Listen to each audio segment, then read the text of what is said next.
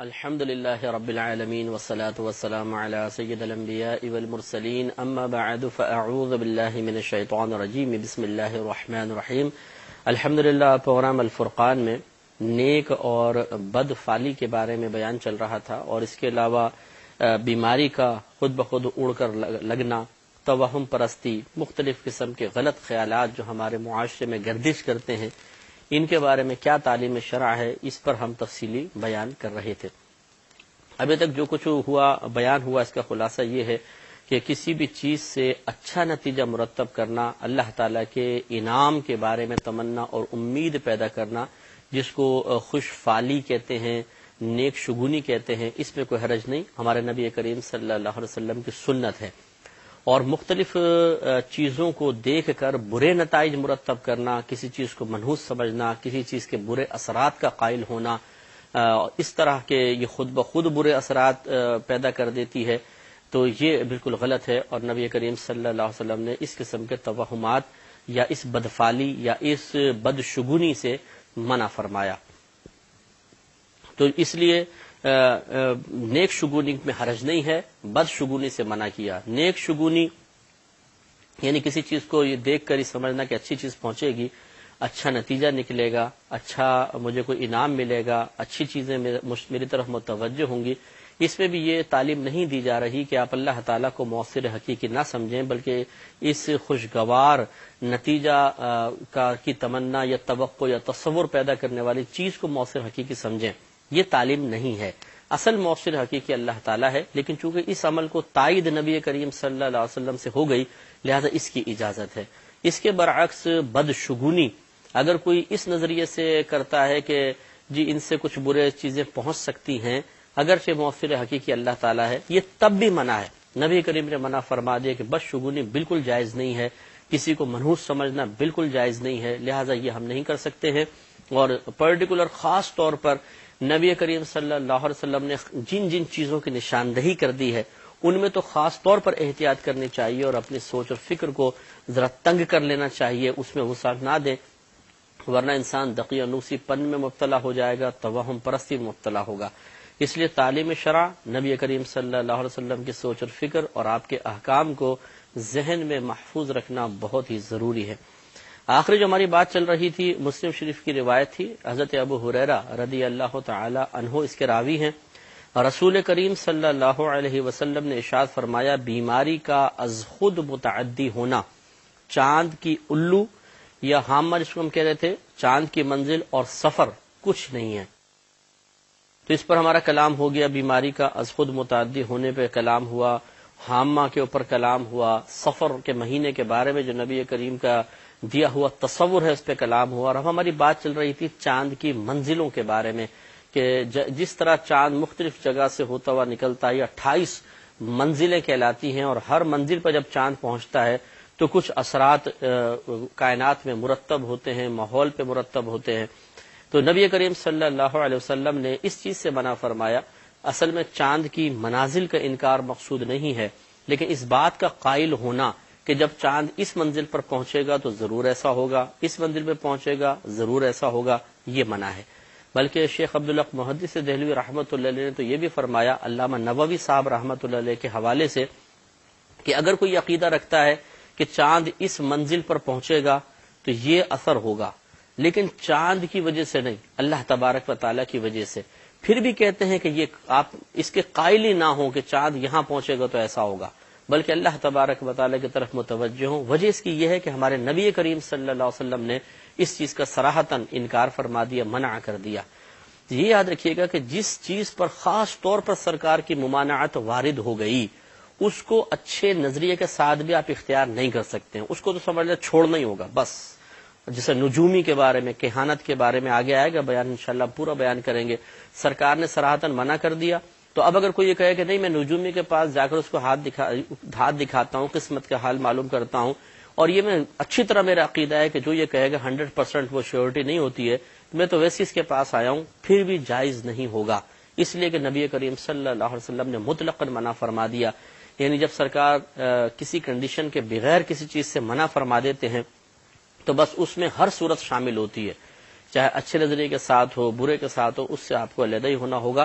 اس لیے نبی کریم صلی اللہ علیہ وسلم نے جب چاند کی منازل کے بارے میں، اس کے اچھے یا برے اثرات کے ترتب کے بارے میں انکار فرما دیا، تو اب اس طرف متوجہ اس لیے نہیں ہونا چاہیے کہ یہ چاند ادھر پہنچتا ہے تو کیا اثرات ہوں گے، ادھر پہنچتا ہے تو کیا اثرات ہوں گے۔ ہاں، اللہ تبارک و تعالیٰ کی قدرت اور عظمت کا یقین حاصل کرنے کے لیے اگر چاند پر تحقیق کی جائے، اس کی مختلف منازل کے بارے میں غور و تفکر کیا جائے، اس میں کوئی حرج بھی نہیں ہے۔ مسلم کی ایک مزید روایت دیکھیں، حضرت جابر رضی اللہ تعالی عنہ کہتے ہیں کہ نبی کریم صلی اللہ علیہ وسلم کو فرماتے ہوئے سنا گیا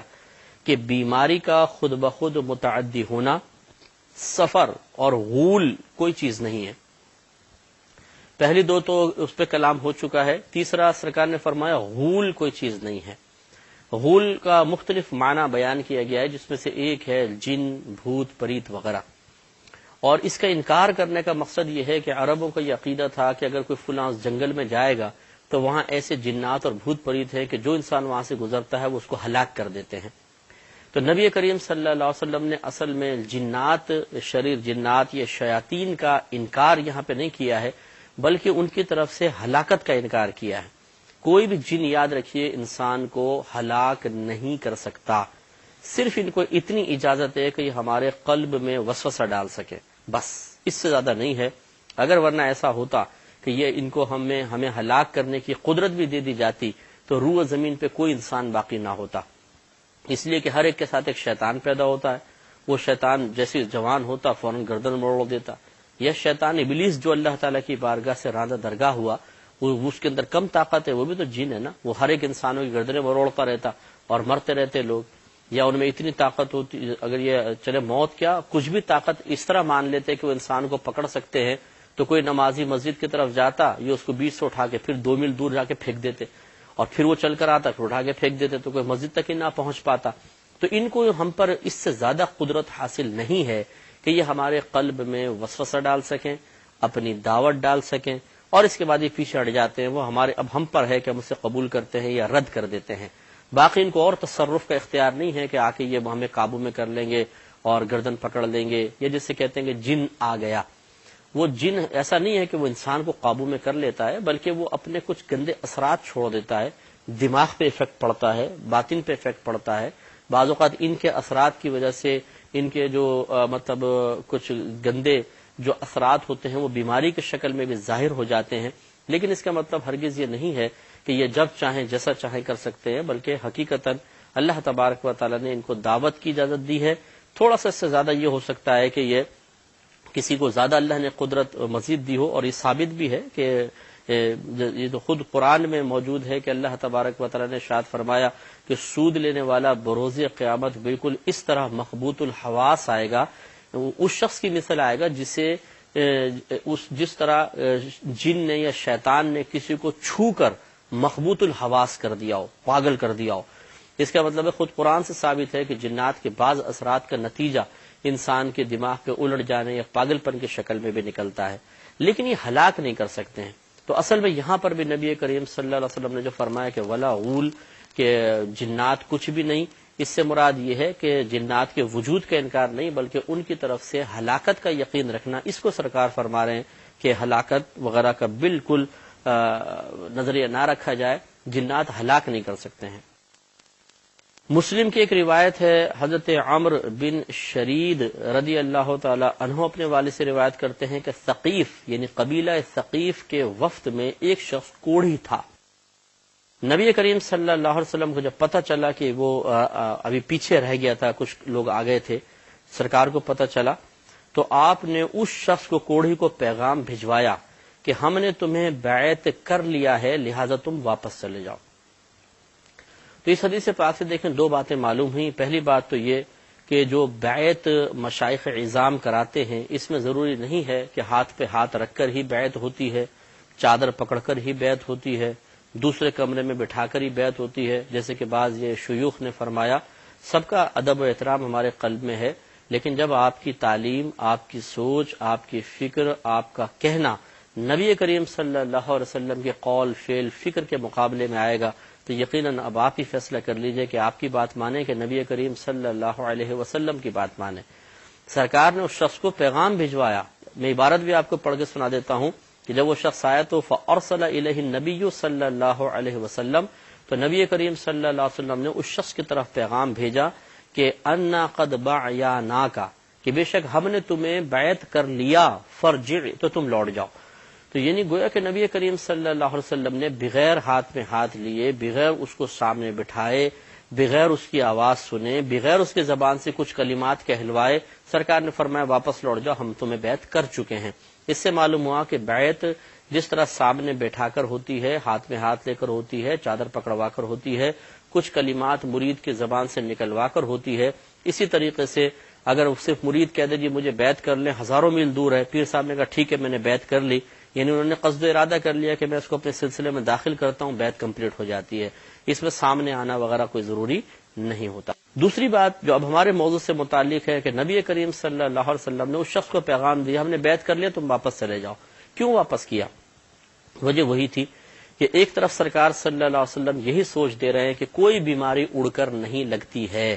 بیماری دینے والی ذات اللہ تبارک و تعالیٰ کی ہے۔ اونٹوں والے مسئلے میں بھی آپ کو یاد ہوگا کہ ان اعرابی کو سرکار نے جواب دیا، جن اعرابی نے کہا تھا کہ ہمارے اونٹ خارش زدہ اونٹوں کے ساتھ ملتے ہیں تو انہیں بھی خارش لگ جاتی ہے، تو سرکار صلی اللہ علیہ وسلم نے فرمایا تو یہ بتاؤ کہ پہلے والے اونٹوں کو خارش کس نے لگائی تھی؟ یعنی وہ بھی اللہ تعالیٰ نے لگائی تھی۔ تو ایک طرف یہ عقیدے کی مضبوطی فراہم فرمائی، لیکن دوسری طرف اپنی امت کی جو ضعیف الایمانی ہے، باطنی کمزوری ہے، وہ بھی نبی کریم صلی اللہ علیہ وسلم کے پیش نظر تھی، لہذا سرکار نے اس کوڑھی کو منع فرما دیا کہ اگر وہ آتا وہاں پر بیٹھتا، ہو سکتا ہے کہ کچھ لوگوں کو یہ وہم پیدا ہوتا کہ اس کی وجہ سے ہمیں بھی مرض لگ جائے گا، یا تو چنانچہ کچھ تو متنفر ہو کے شاید چلے جاتے، کچھ بیعت میں تذبذب کے عالم میں آ جاتے، اور کچھ اس توہم پرستی میں مبتلا ہو کر یہ سمجھتے کہ یہ مجزوم شخص جس کو کوڑ کو جزام کہتے ہیں اور اس کو مرزومی کہتے ہیں، تو یہ اس شخص کی وجہ سے ہمیں لگ گئی، اور وہ اس کو شاید مؤثر حقیقی سمجھنا شروع کر دیں۔ اس لیے نبی کریم صلی اللہ علیہ وسلم نے سب کے ایمان کی حفاظت کے لیے اور کئی حکم بالغہ کی وجہ سے، حکمتوں کی وجہ سے سرکار نے اس کو منع فرمایا۔ تو اس کو اچھی طرح سمجھ لیں کہ یہ اشارہ کرنا مقصود نہیں تھا کہ اس کی وجہ سے سب بیمار ہو جائیں گے، بیماری یہ متعدی ہے، ضرور کسی کو لگ جائے گی، بلکہ اس لیے تاکہ لوگ توہم پرستی کا شکار نہ ہو جائیں، ضعیف الاعتقادی کا شکار نہ ہو جائیں۔ اگر وہ آئے اور واقعی بیماری لگ جائے تو وہ اللہ کی طرف سے توجہ ہٹ کر اس مجزوم کی طرف نہ ہو جائے کہ اس کی وجہ سے ہمیں بیماری لگ گئی، اللہ ہی بیماری لگانے والا ہے۔ لہذا اور اس میں اشارہ کر دیا کہ اگر کوئی متعدی بیماری ہے کسی آپ کے رشتہ داروں میں، کوئی ہاسپٹل میں آپ کا قریبی دوست ہے، رشتہ دار ہے جس کو ایسی بیماری ہے جو بظاہر اڑ کر لگنے والی ہے، اور ہم اس کے پاس اس لیے نہیں جا رہے ہیں کہ نہیں یار شاید کہ مجھے بیماری نہ لگ جائے، میں احتیاط کر رہا ہوں، تو اس میں کوئی حرج نہیں ہے۔ اس آدمی کو ملامت کرنا، اس کو پھر مطلب برا بھلا کہنا کہ یار تمہارا ایمان اتنا کمزور ہو گیا ہے، بیماری، نبی کریم تو فرماتے ہیں بیماری اڑ کر نہیں لگتی ہے۔ ٹھیک ہے، سرکار نے بالکل یہ بیان فرمایا، لیکن سرکار نے یہ بھی تو بیان فرمایا کہ اس کو قریب ہی نہیں آنے دیا، اور ایک مقام پہ جیسے ہم نے پہلے بھی روایت عرض کی تھی کہ آپ نے خود قولاً ارشاد فرمایا کہ جزامی سے، کوڑھ کے مرض والے سے ایسے بھاگو جیسے شیر سے بھاگتے ہو۔ اس میں اجازت مرحمت فرما دی کہ اگر کوئی چاہے اپنی مضبوط باطن ہونے کے باوجود وہ حفظ ما تقدم کے طور پر حفاظت کے غرض سے اپنی پروٹیکشن کے لیے، اور یا شیطان کو وسوسے ڈالنے کا موقع فراہم نہ کرنے کے لیے کہ اگر میں گیا بیماری لگ گئی تو شیطان وسوسے ڈالے گا، اس سے بہتر ہے کہ وسوسوں میں کا شکار ہی نہ ہو، میں جاتا ہی نہیں ہوں، تو اس میں کوئی حرج نہیں ہے۔ نبی کریم صلی اللہ علیہ وسلم نے بالکل اس کی اجازت گویا کہ مرحمت فرما دی ہے۔ اگلی روایت شرح السنہ کے حوالے سے ہے۔ حضرت ابن عباس رضی اللہ تعالی عنہ روایت کرتے ہیں کہ نبی کریم صلی اللہ علیہ وسلم اچھی فال لیا کرتے تھے، یعنی نیک شگونی آپ لیتے تھے، اور بری فال نہیں لیتے تھے، اور اچھا نام پسند کرتے تھے۔ تو یعنی یہ نبی کریم کی عادت کریمہ تھی کہ ہمیشہ کسی چیز سے اچھے نتائج تو مرتب کر لیتے تھے، لیکن کسی چیز سے نحوست کا تصور حاصل کرنا، کسی کو منحوس سمجھنا، کسی کی وجہ سے برے اثرات کے قائل ہو جانا بالکل نہیں تھے۔ سرکار نے اس کو بالکل ناپسند فرمایا، اپنے عمل سے اس کا رد کیا، اور اس کے علاوہ یہ کہتے ہیں کہ سرکار صلی اللہ علیہ وسلم اچھے نام پسند فرماتے تھے۔ اچھے نام سے مراد جن کے میننگز اچھے ہوں، یا ایسے نام کی جن کے معنی ہمیں معلوم نہ ہوں لیکن ان کی نسبت کسی بزرگ سے ہو، نبیوں سے ہو، صحابہ کرام سے ہوں۔ جیسے کسی نے یونس نام رکھ دیا، معنی معلوم ہے نہیں معلوم کوئی بات نہیں، یعقوب، داؤد، سلیمان نام رکھ دیا، معنی معلوم، اچھی بات، نہیں معلوم کوئی بات نہیں، نبیوں کے نام ہے، اسی طرح صحابہ کرام کے نام ہے۔ تو بعض لوگ مطلب ناموں کے معنی اچھے شخصیات سے وابستگی کے باوجود،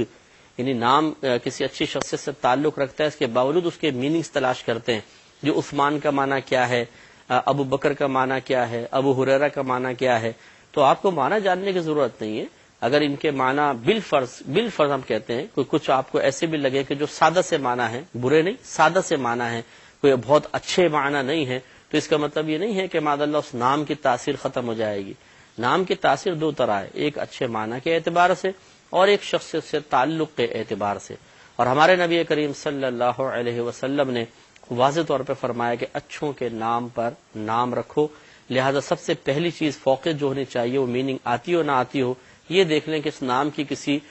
بزرگ سے نسبت ہے یا نہیں ہے، کسی اللہ کے نیک بندے کا یہ نام رہا ہے تو اللہ کا نام لے کے رکھ لیں۔ ہاں اگر آپ کو نیا نام چوائس کرتے ہیں جو کسی آپ کو نہیں معلوم کہ پہلے کسی بزرگ نے رکھا ہو، نام بہت اچھا ہے اور اس کے مطلب پھر آپ نے میننگ دیکھے، معنی بھی بہت اچھے ہیں، تو پھر آپ رکھ سکتے ہیں، وہ منع بھی نہیں ہے، لیکن پھر معنی مفہوم بہت اچھے ہونے چاہیے، اس کو سرکار پسند فرماتے تھے۔ ابو داؤد کی روایت ہے کہ حضرت قطن ابن قبیصہ رضی اللہ تعالی عنہ اپنے والد سے روایت کرتے ہیں کہ نبی کریم صلی اللہ علیہ وسلم نے ارشاد فرمایا کہ پرندے اڑانا، جس کو عیافہ عربی میں کہتے ہیں، پرندے اڑانا، کنکر پھینکنا اور بدفعلی مشرکوں کے افعال سے ہیں۔ تو ایک تو ہے پرندے اڑانا، سرکار نے فرمایا مشرکوں کے افعال سے ہیں۔ پرندے اڑانے کا مفہوم یہ تھا عربوں کے ہاں کہ وہ جب کسی گھر سے باہر نکلتے تھے، کسی کام کا ارادہ رکھتے تھے اور کسی پرندے کو دیکھتے تھے تو اس کو اڑاتے تھے۔ اگر وہ سیدھی جانب جاتا تو کہتے ہمارا کام ضرور ہو جائے گا، اگر الٹی جانب جاتا تو کہتے کہ یہ کام نہیں ہوگا، اس میں نحوست پیدا ہو گئی ہے، اور اگر وہ سیدھا اڑ کے چلا جاتا تو بولتے یہ دونوں جانب برابر ہیں، ہوگا یا نہیں ہوگا، تو عموماً پھر اس کام کو ترک کر دیا کرتے تھے۔ نبی کریم صلی اللہ علیہ وسلم نے اس قسم کے معاملات سے منع فرمایا کہ اس میں اگرچہ سیدھی جانب جانے پر ایک نیک شگونی لی جا رہی ہے، لیکن اس میں بدشگونی کا عنصر زیادہ ہے، تو اس لیے نبی کریم صلی اللہ علیہ وسلم نے اس کو منع فرما دیا کہ اس طریقے سے نہ کیے جائیں۔ اور یوں دوسرا یہ ایک معنی بیان کیا ہے کہ جو عرب لوگ ہوتے تھے یہ پرندوں سے مختلف ان کے ناموں سے، ان کی صفات سے، ان کی آوازوں سے فال نکلوایا کرتے تھے، اس سے بھی سرکار نے منع فرمایا۔ انشاءاللہ بقیہ تفصیل اگلے پروگرام میں ہوگی۔ وآخر دعوانا ان الحمدللہ رب العالمین۔